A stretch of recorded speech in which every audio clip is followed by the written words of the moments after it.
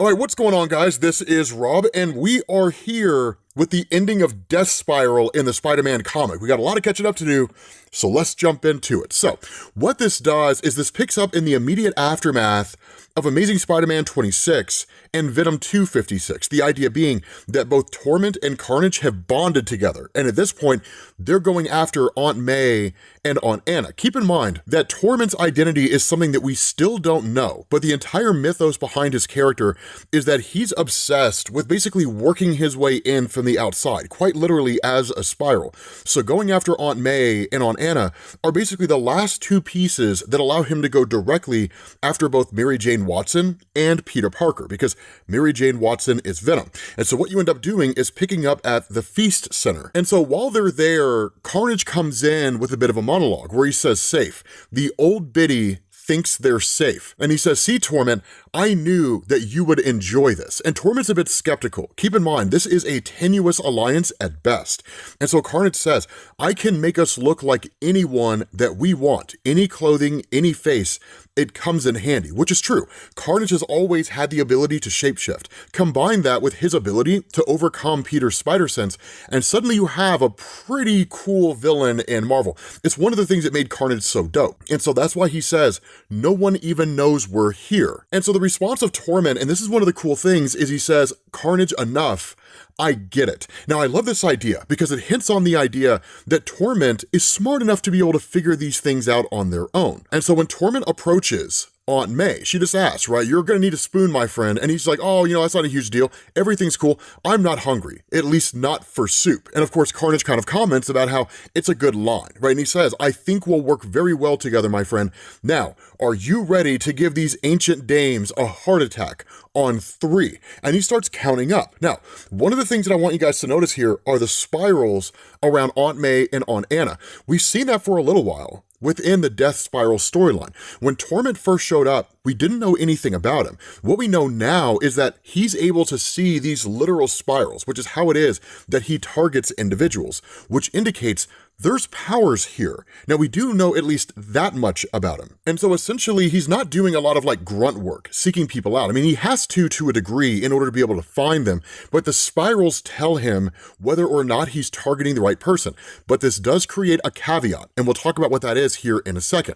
But once he manifests, he just tells them, "Scream," or at least Carnage does, and immediately goes after both Aunt May and Aunt Anna. Now, here's one of the coolest things about this, and I love the way that this is handled, right? Aunt Anna starts panicking. She freaks out, and Aunt May's just like, "Run," right? Everybody run. And as they're fleeing, Torment says, "I'm not burned," right? "I don't even feel this. A little warmth, maybe." And that's when Carnage tells him that's how it is with a symbiote, Torment. When you've got the bond, nothing can hurt you because symbiotes are highly resistant to injury. Sonics and fire are really the only way to overcome these things. But he tells him, "You might want to focus, friend. Your kills are making a run for it." And so at that point, Torment and Carnage confront both Aunt May and Aunt Anna. And Aunt May just asks, right, like, "Who are you? What do you want?" And Torment just says, "Your deaths for the spirals." And this is kind of the funny thing that we get here.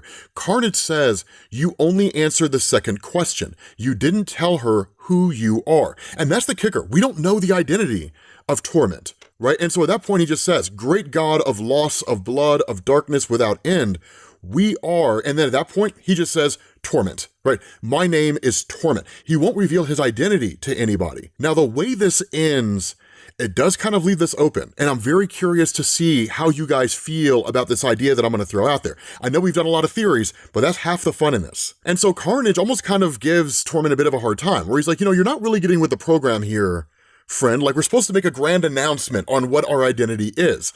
But at that point, Torment just says, "Anna Watson, May Parker, you are each near the center of your spirals. I am grateful. Your deaths will make me feel how I need to feel." Because that's one of the other things to keep in mind. For Torment, killing is a compulsion. It satisfies an urge. And so Carnage just says, "Now that we can agree on." And in that moment, Anti-Venom shows up. Now, for those of you guys who aren't familiar with this character, we've talked about it before, but it bears repeating here.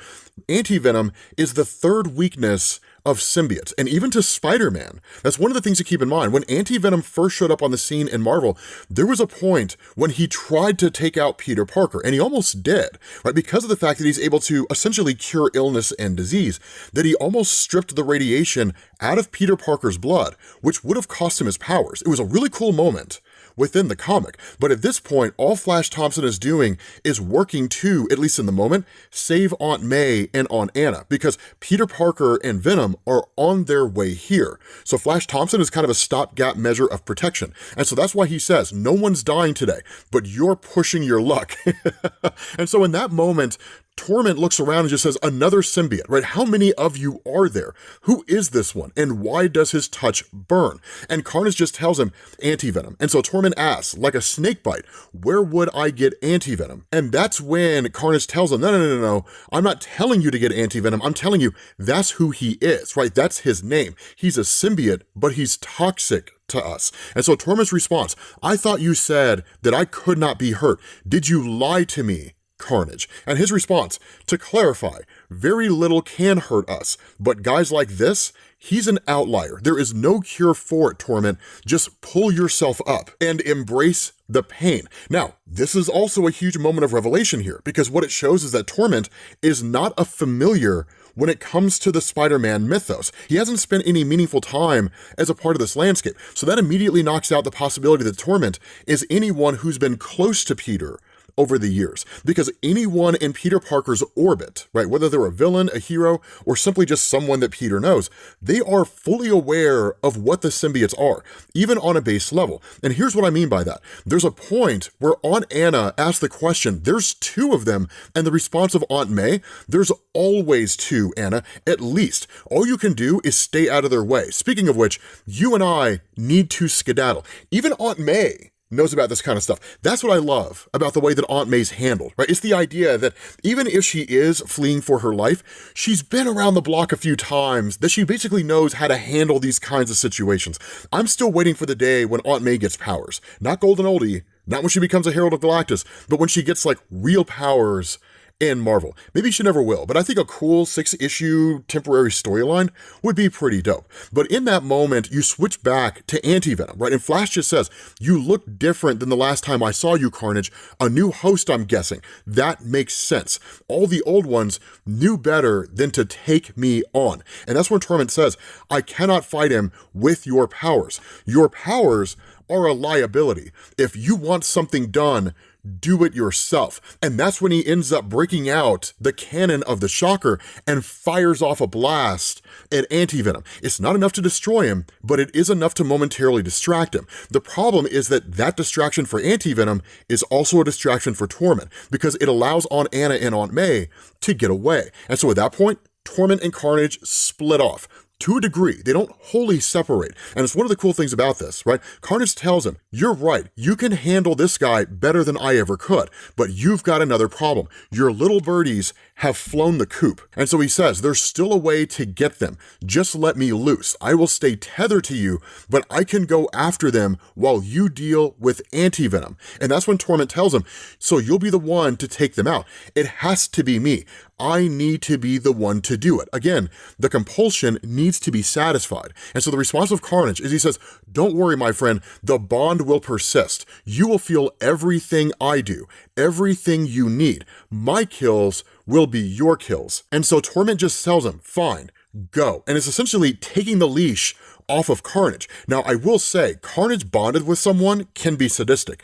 Carnage operating by himself with no real meaningful oversight is probably one of the most horrific things that you could possibly imagine. But in this moment, because there is still a portion of him that's attached to Torment, it basically allows Torment all the traditional powers of the Carnage symbiote, while also allowing Torment to operate of his own volition. And that's when he looks at Flash Thompson and just says, now, where were we? And so in this moment, you switch over to McCarthy Medical and you pick up with Eddie Brock, keeping in mind that Eddie, because he was separated from Carnage, is still recovering from his injuries. He was essentially dying, and to a degree still seems to be. Lest we forget, in the aftermath of the entire Venom run from Al Ewing, one of the things that had happened was that Eddie Brock needed to attach to a symbiote in order to survive. Hence the reason he initially bonded to Carnage. That doesn't necessarily seem to be the case too much anymore, but more so than any of that, all of this is kind of deemed to be his fault. At least that's how he interprets it.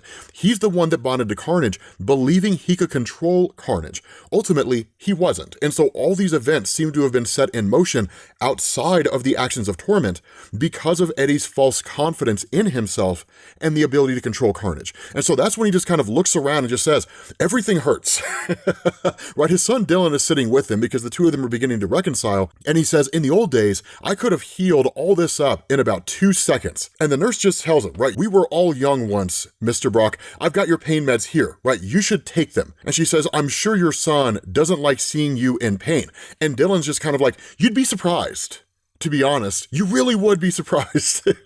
I love the dynamic between Eddie and his son. I'm hoping we do kind of get a continuation of this, albeit the two of them operating as a father and son duo, reconciling for the most part, but the little jabs, right, and the kind of dark comedy that you find in this story. But at that point, Eddie's just like, save it, Dylan, right? The lady's just doing her job. And so at that point, the news kicks on. Right, and the reporter says, this just in, we're getting reports of a battle taking place on Manhattan's Lower East Side at the Feast Center. And Eddie immediately starts to figure out what's going on. This guy says, it's two of the goopy ones, right? The whatchamacallums, aliens, right? And that's what the woman's like, symbiotes, right? And he says, yeah, symbiotes, right? That's it. A red one and a white one, tearing the whole place up. I didn't even get my soup. Italian wedding too. It looked really, really good. And so the nurse just says, another day, another couple of weirdos in a dust up. What can you do? But that's when Dylan and Eddie realize what's going on. And so Eddie goes to get up and he goes to leave. Now, this is one of the coolest developments of his character. As a lot of you guys probably know, Eddie started off, right, as just the vengeful reporter who hated the fact that he'd effectively been disgraced by the actions of Peter Parker, albeit something that Eddie had essentially brought on himself. That was why he originally became Venom. But over the years in Marvel Comics, and I would argue it's probably gone back almost 20 years at this point, it's just been this long-running redemption arc, right? His character essentially on the path of becoming a good guy.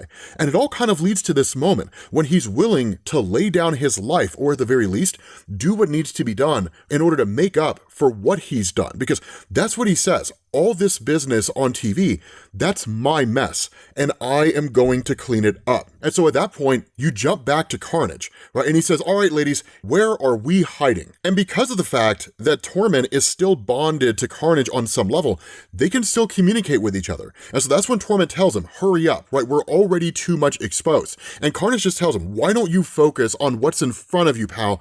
I've got this. Mr. Agent Anti-Venom, Flash Thompson, is all the killing you need to be worried about right now. But Torment tells Carnage, I am not going to kill him. I will make sure that he's not a threat, scramble his brains in his skull, but he will live. And Carnage asks why, because Carnage can't really fathom the idea that a person wouldn't intentionally kill somebody else. I mean, that's what Carnage does. And as far as he's concerned, the world lives and dies based on his perception of it. And so that's why he asks, why, right? Killing's the best part. And Torment just tells him, I do not need another spiral to deal with. Not right now. Too many at once becomes difficult for me. And so Carnage just says, yeah, well, agree to disagree. And he starts taking out all these different people. And in that moment, it creates a kind of distraction for Torment. Not enough to prevent him from being able to fight Anti-Venom, but he asks, did you not hear me? What are you doing? And Carnage just says, I'm not really sure what you're referring to. And so Torment, in looking at all of this, just says, this was a mistake. And Flash is just kind of like, what are you talking about? And he just says, I wasn't talking about you. And then kicks him unconscious and walks away. And so once Carnage is running up on Aunt May and Aunt Anna, while they're doing the best they can to hide, you switch over to Torment out in the hallway when he goes to these people that Carnage has killed. And that's where the caveat of his powers comes in. He says, this is too much. There's too many spirals. And that's where the whole power element comes in, because it is, in a lot of ways, overload, right? If the spirals are the way in which he determines how to track people down and who to kill, then giving him too many spirals means that now there's too much information out there. His compulsion to kill overloads him. Now, it is a weakness, but it's not really a weakness that can be utilized in a meaningful way by Spider-Man or Venom, because the only way they could use this weakness is to just kill as many people as possible and overload Torment as fast as they possibly can. But that's never going to happen.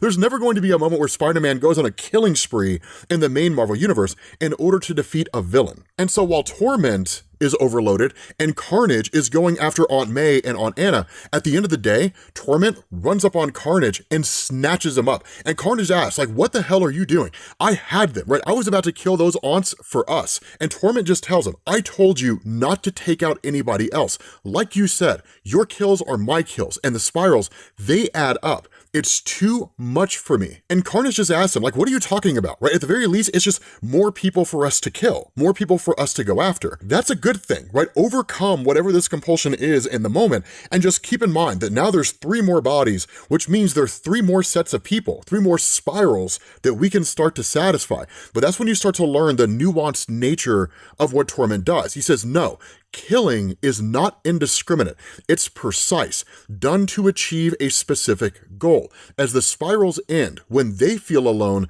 I feel less alone. So there's a method to the madness. But Carnage tells him, tell it to your therapist, buddy. We're both here for a reason, to end people. We are the same. And that's when Torment tells him, no, right? You are chaos. We are not the same. And so in turn, he turns his blast on Carnage and just tells him, I am control. And in that moment, Spider-Man and Venom show up, right? And Spider-Man just says, well, I didn't see that coming, but sometimes you can just tell when a relationship won't go the distance. But keep in mind, while Torment's not using the power of Carnage, he's still very much a credible threat, especially when you're talking about the power of the Shocker being used by him. And so that's the kicker, is he says, this is too soon. I cannot kill you yet, not before I kill the women, which is the clue to Peter Parker that Aunt May and Aunt Anna aren't dead. And in that moment, he tells Venom, you go after them, you protect them, I will stay here, and I will deal with Torment. Because for the most part, he can overcome him to a degree.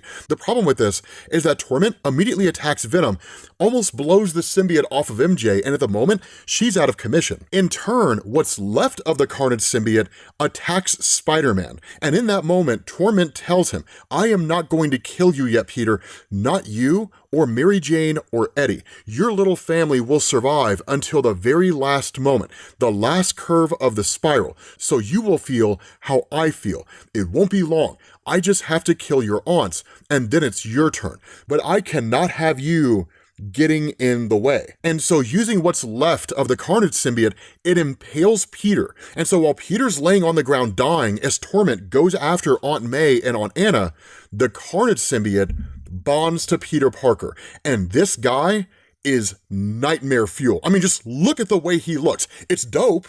It's really cool, but look at the way this guy looks. It's almost kind of horrifying.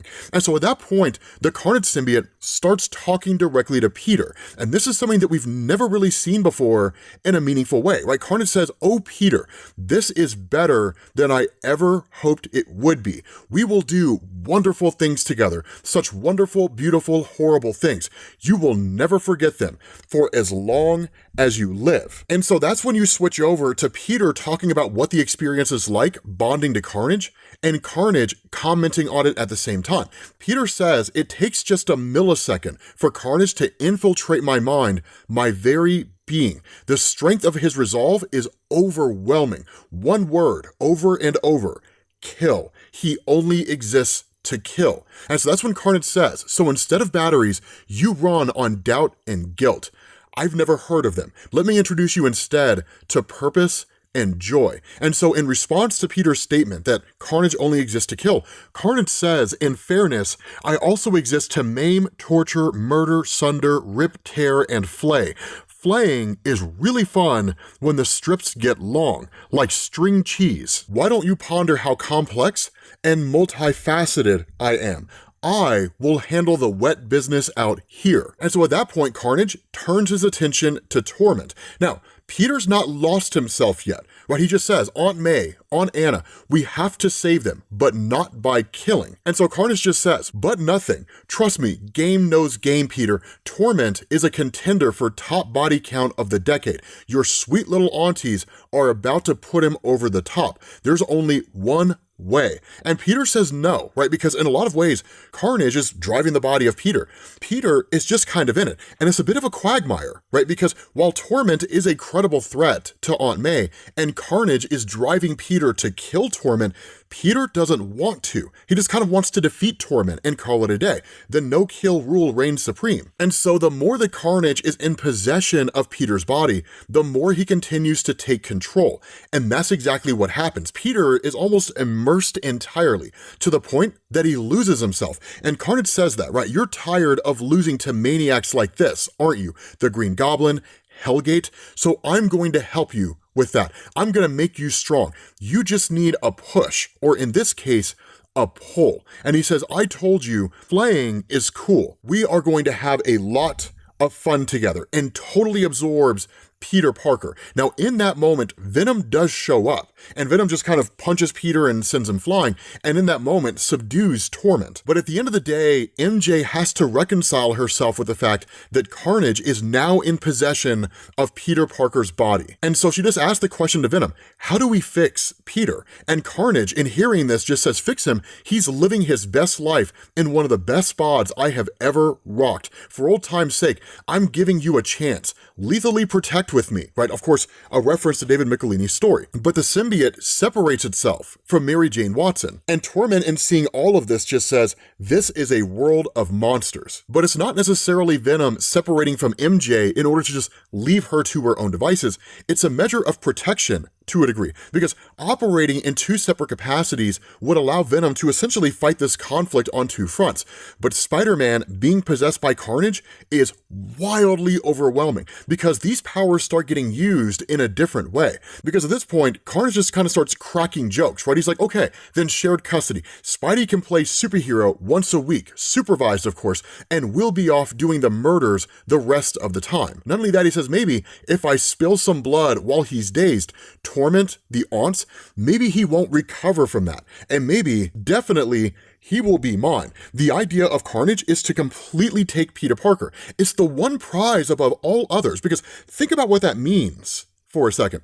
If Carnage has the body of Peter, and Carnage is in total control of Peter Parker's body, and he has the ability to shapeshift, if he takes out Mary Jane Watson and anyone who knows that he has the body of Peter, then he can just easily slink into like Avengers headquarters or the Fantastic Four, or just operate in secret without dealing with any of those teams and kill as many people as possible, and no one's gonna suspect that Spider-Man was the reason behind it. He's kind of this bright shining star of the Marvel Universe in a lot of ways. But at the end of the day, despite everything going on with Peter Parker, the only thing Torment cares about in the here and now is taking out Aunt May and Aunt Anna. So while they're still fleeing, Torment is going after them. And he just says, sorry to keep you waiting, ladies.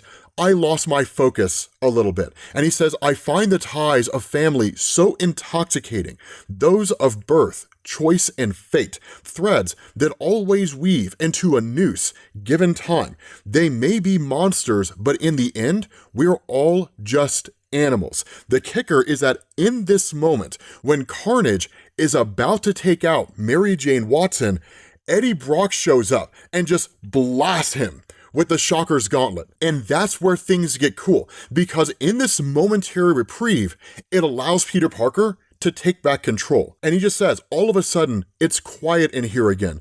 Time to take Carnage to school. And so he addresses the Carnage symbiote directly, right, within his own mind. And he says, you think I'm weak because I don't want to kill. And where Carnage asks him what he's doing, Peter just says, teaching you a lesson in strength. You tried to drown me in anger, pain, and death, like I'm a child who doesn't know how the world works, but killing an enemy instead of trying to help them, bowing to animal rage and righteous anger. Being you, that is a childish weakness. And so Carnage tells him, agree to disagree. We are gonna jump ship. And Spider-Man just says, so you can hurt somebody else? No, you wanted me, so you got me, all of me. Are you strong enough to handle it? And he says, hope, love, simple everyday joy in a world that can also be brutal. Go on, tough guy, take a look and show me how strong you are. Now, this is what makes Peter so phenomenal within Marvel Comics. Hope springs eternal, because he's not wrong, right? When he talks about the idea of the world being oftentimes a brutal place, but staying hopeful in the face of it. Negativity bias is a thing, right?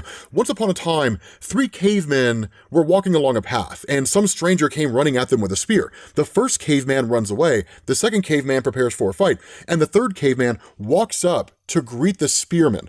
That guy didn't survive very long, and ever since then, people have had their eye out for danger. Except in this day and age, it's not lions and tigers and bears and oh my's, it's any number of other factors in the world, oftentimes psychological or perceptions of the world. But it's hard to stay positive in the face of all of that.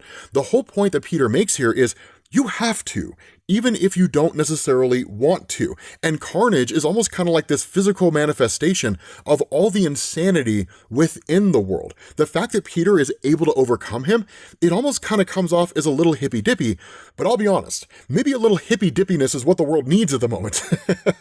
And so Carnage tries to make a case where he says, right, if you don't let me out, your aunts are going to die. And Peter just says, no, because it's Carnage trying to use fear tactics. And Peter just says, I trust my friends because we love each other. And so he quite literally overcomes Carnage and casts Carnage out of him. Literally pushes him out of the body. It's a beautiful moment. It basically is one of these moments where it illustrates Carnage cannot take over Peter. It doesn't work that way for him. And so while the symbiote's just laying out there, Flash goes to greet Peter, and Peter's like, Anti-Venom, right? I'm glad you're not dead. Is Carnage dead? And the response of Flash, like, I don't really know. We'll get him in a tube and we'll find out. And then at that point, he just kind of goes to thank Eddie Brock. He also does ask about Venom, and Flash just tells him, they're after Torment, right? No more symbiote, no gauntlet. He's just a guy with a whip now. And so Peter just says, I'll believe it when he's locked up. And he just asks, right, about Eddie, he says, thanks.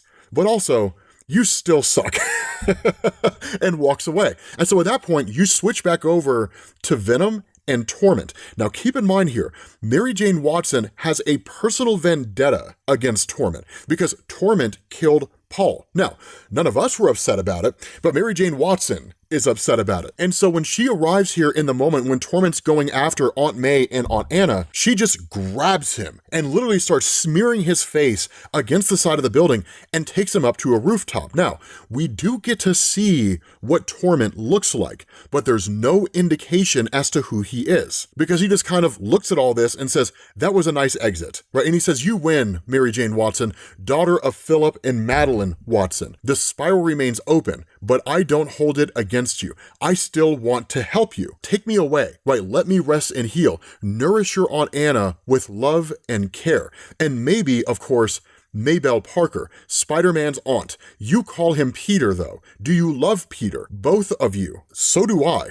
When I'm healed, when I leave whatever cage you devise, I will help him. I'll help him understand the quiet, and then I will show him his heart and shove it down his throat. And so it's the idea that from Torment's perspective, no matter where you take him, he will escape. He will come back. There is no fixing him. He is irredeemable. And so at that point, Mary Jane Watson does the only thing that she can think to do.